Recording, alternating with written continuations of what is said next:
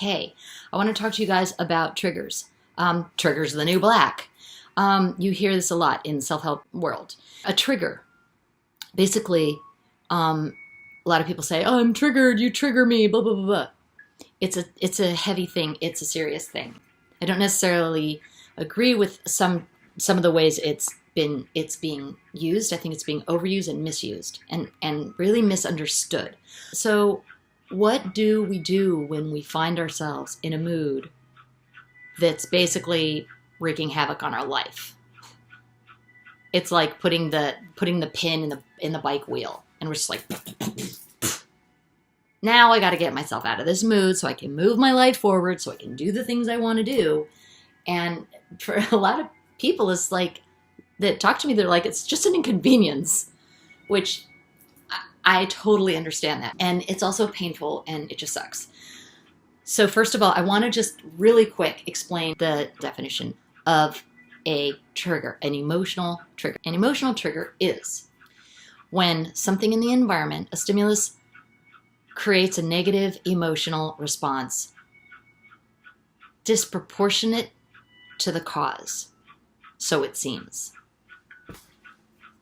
Or not. I mean, someone could hit someone and they're triggered, but usually, let's just take that example. Let's just say someone was, let's say, hurt when they were a kid, beaten by their parent. Then they don't have to get hit to be triggered.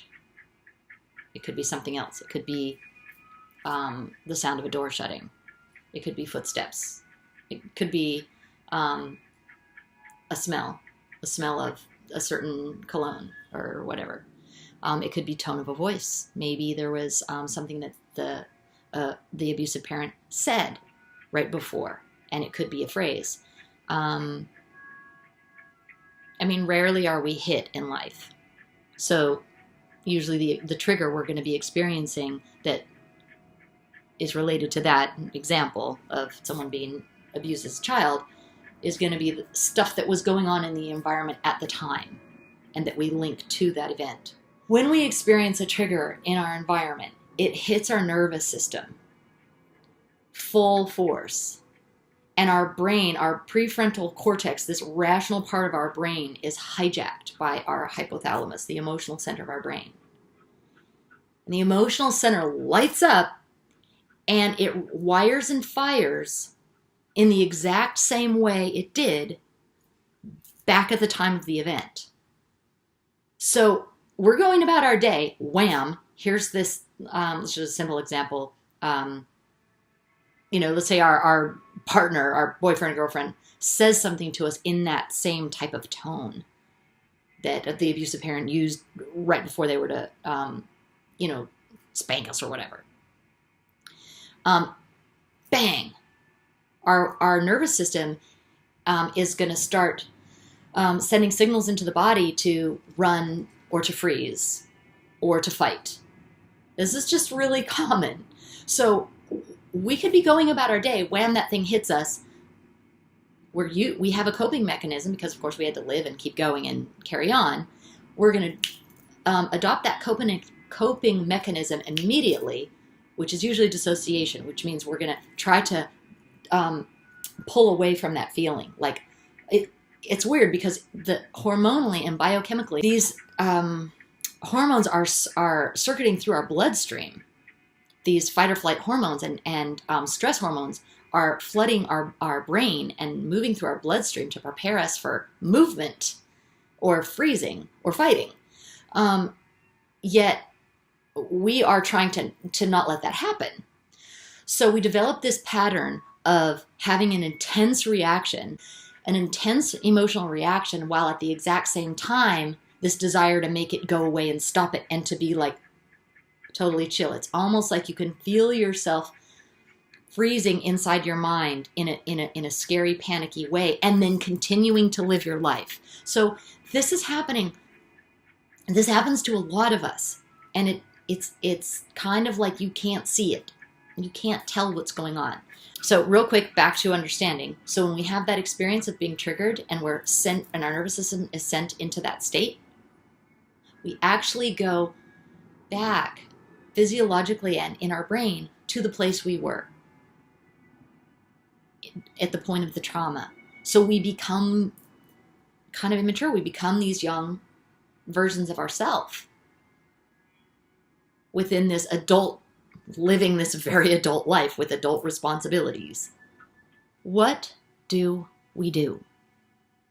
And I am all about processes and solutions. This is what I would suggest. So transitions are challenging for me, and I am, as some of you know, moving all the time. I'm traveling, I'm in new places a lot, and so each place I stay in is about a 2 or 3 week stay. But I don't want to be in transition. I just want Scotty beam me up. So here's what happens. I'm packing, so that's the trigger, moving, changing my stuff. My huge suitcase is downstairs. And so I know that this is a trigger of mine. So the first thing to do is to know what they are, instead of going around trying to pack, feeling like crap, not knowing what's going on, getting all worked up, and then messing up my travel arrangements because I'm not thinking clearly. That's what would happen if I went forward with this trigger without knowing what was going on. And that's what was happening when I was in Turkey and when I was in KOTOR. It was just, So now I understand. So recognizing what the trigger is, getting out ahead of it, getting out ahead of the trigger, knowing, okay, I'm going to be moving. I'm going to take care of myself today. I'm going to know that I'm in a bad funk, that I'm totally okay to be in a bad mood. Like, I'm allowed to not be okay. So that is such a game changer. So we don't have to try to be okay all the time. Try it. The next time you feel cranky or scared or anything you don't want to feel, try saying to yourself, it's okay to feel bad. I give myself full permission to feel crappy, because what happens is the trigger scares us. We're used to getting scared of the feeling that we're having, and then we judge ourselves for feeling bad for no reason. And that's a worthy thing to judge ourselves for. We would be crazy if we just felt bad for no reason. But we don't feel bad for no reason. Ever. So now that you know that there's a reason, we need to give ourselves permission to feel bad. And as soon as we do that, we've allowed ourselves to meet ourselves where we are currently. So maybe we're not going all the way deep into, all right, I'm triggered. Because here's how it works. I'm triggered. That's a subconscious acknowledgement. I'm triggered. Subconscious. We don't know it yet, let's say. Secondly, I just feel bad. Thirdly, why do I feel bad? Does this ever happen to you? I feel bad. Why? I don't know. Let me think. What happened today? Nothing. Something's wrong with me. Again, I'm in this mood. Okay, so that's 2. We're observing that we feel bad. The third thing that happens in this process is, I don't want to feel bad. And then the fourth thing is, I'm wrong to feel bad. That's the end of the line. Oh, no, the end of the line is, this will never get better. And then after that, I'm doomed. All right, so you might make it, why am I doing this? So you might make it all the way to, I'm doomed. You might make it just to, I'm bad. You might make it to, I'm wrong to feel bad. That's really common. That's really common. So we can start it right where we are. That's the place we have to start. We can't be, I don't like myself for feeling bad, and say, I need to get rid of this trigger. What's going on? Because we'll just resist, because we still don't like ourselves for feeling bad. So the first place to start is exactly where your consciousness is. How do you know where your consciousness is? Because of the words you say to yourself.